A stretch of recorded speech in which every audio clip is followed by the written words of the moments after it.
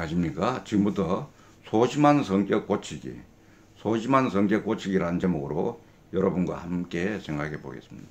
우리는 뭐 성격에 따라서 소심한 사람도 있고 대범한 사람도 있고 이게 타고난 것이라고도 하지만은 너무 소심하면은 세상을 어떻게 보면은 넓게 살고 어떻게 더 깊게 살고 하는 이런 생활이 되지 못하고 친구도 보면은 조금밖에 없고 늘 외롭고 힘들게 살지 않느냐 하는 그런 관점에서 봤을 때 우리가 그 소심한 어떤 성격은 고쳐서 바꾸어서 훨씬 더 활달하게 이렇게 살아나가는 게 우리가 사는 모습도 좋고 몸에도 좋고 정신 건강에도 좋고 좋은 것 아니냐 하는 이런 생각을 해보면서 여러분과 함께 생각해 보겠습니다.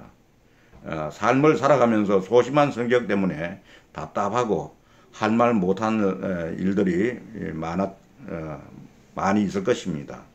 평생 한번 찾아올까 말까 한 이상형을 만났을 때 그 대시조사 못해서 안절부절하는 그런 경우라든지 자신의 권리를 이야기 못해서 집에서 혼자 궁상에 들고 있는 그 나 자신을 발견하면 얼마나 좀 속상하겠습니까? 그래서 오늘은 소심한 성격 고치기, 이게 별것 아닌 것 같지만 매우 중요한 것입니다.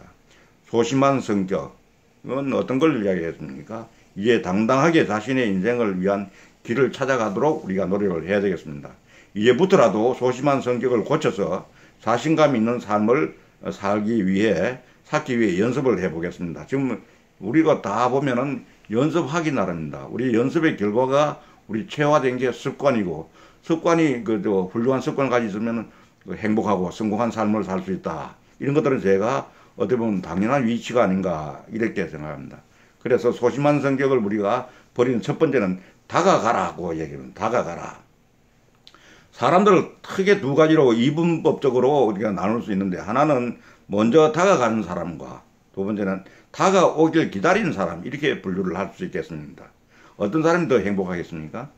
가장 효율적인 방법으로 소심한 성격을 고치는 방법은 혹시나 자주 들리시는 식당이 있다면 안부도 물어보시고, 또 조금이라도 인연이 있다면 먼저 다가가서 인사를 하기 시작한다고 그러면 훨씬 더 점점 더 긍정적이고 적극적인 어떤 성격 변화가 일어날 수 있다는 걸 갖다가 우리는 자신에게 얘기할 수 있겠습니다. 두 번째는 이해하라. 저 사람 왜 저래?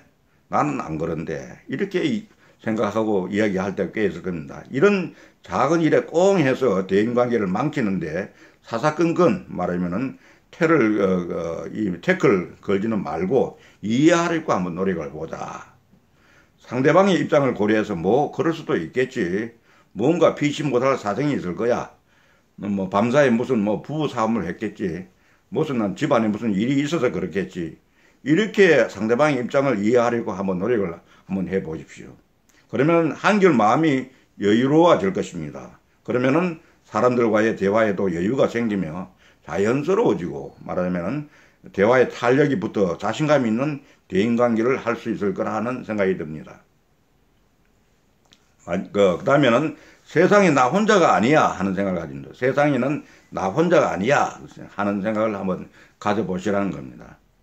세상에는 셀 수 없이 많은 사람들이 살고 있습니다. 서로 다른 규칙의 삶을 사는 사람들입니다. 그렇게 그 사람들도 자신의 장점, 단점을 가지고 살아가고 있겠죠. 즉 모든 사람들은 다 단점이 있다는 겁니다. 그러니 자신의 단점을 확대시켜 위축시킬 필요가 없다는 겁니다. 그래서 자신만의 장점을 더 크게 봐야 한다고 생각됩니다.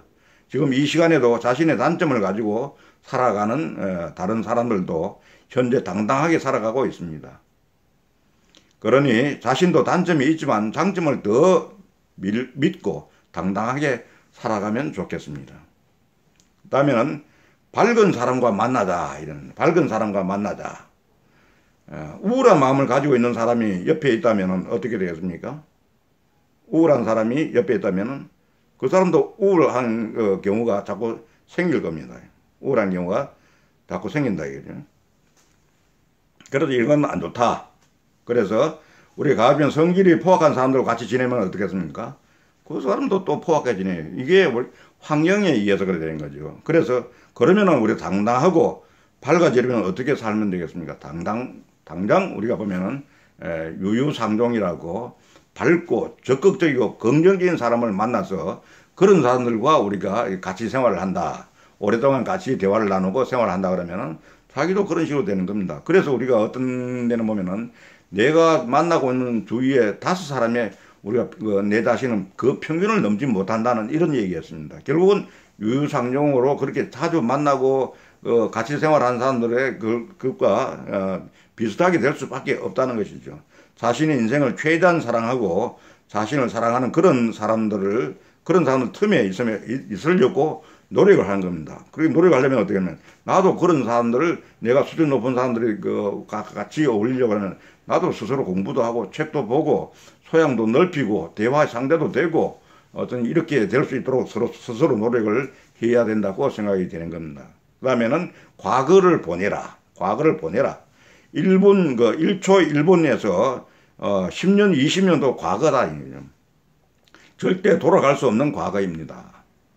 지나가는 과거는 그냥 보내야 합니다. 그 과거에 너무 묻혀 있으면 결국은 조금도 앞으로 나가지 못한다는 거. 소심한 분들이 과거에 집착을 많이 한다고 합니다. 과거 헤어진 여자친구를 마냥 붙잡고 놔주질 않는데 과거의 실수를 곱씹으면서 자존감을 먹어가고 있다고 생각됩니다. 더 이상 바꿀 수 없는 게 과거입니다. 그러면 여기에 너무 묶여 있을 게 아니라 우리는 당당한 자존감을 가지고 당당하게 세상을 살아나갈 수 있는 것. 어디 과거만 있습니까? 현재의 미래가 엄청나게 펼쳐져 있고 그 현재와 미래는 내가 하기에 따라서 내가 얼마든지 조정할 수 있는 그런 것들이에요. 과거는 과거, 바꿀 수 있는 건 지금부터입니다. 이런 생각을 가지면 우리가 보다 더 좋겠다. 그래서 소심한 성격, 고치기 어렵지 않다는 거죠. 마음속에 해답이 있다고 보는 겁니다. 그리고 가장 중요한 행동은 그러면은 그 행동을 실제로 실천을 하면은 우리가 또 보다 더 세상은 밝아지고 행복이 찾아올 거라는 생각을 우리가 하게 된다는 거죠. 그래서 우리는 소심한 사람들, 이런 사람들 행복한 게 아니고 당당하게 자기 자존감을 가지고 앞으로 나아갈 수 있는 진취적인 사람, 긍정적이고 적극적인 생각을 가진 사람, 이런 사람들이 우리가 훨씬 더 세상을 밝고 힘차게 살고 또 이렇게 마음의 걱정이라든지 정신적인 부분이나 육체적인 부분이라든지 훨씬 더 건강하게 사는 그런 모습을 우리가 주위에서 보지 않습니까? 해서 우리는 앞으로 이 소심한 성격은 앞에서 얘기하는 그런 것들 참고를 해서 하나하나 고쳐나가신다면 여러분 머지않아 곧 자존감이 아주 높은, 옆에서 누가 구중을 하든 나보고 어떤 시비를 걸든 나보고 어떻게 보면은 욕짓거리를 하든 전혀 구애받지 않고 나는 나대로 당당하게 세상을 살 수 있는 그런 말하면 아주 폭넓고 진짜 지혜로운 사람이 될 것이라는 이런 확신을 가지면서 마치도록 하겠습니다. 감사합니다.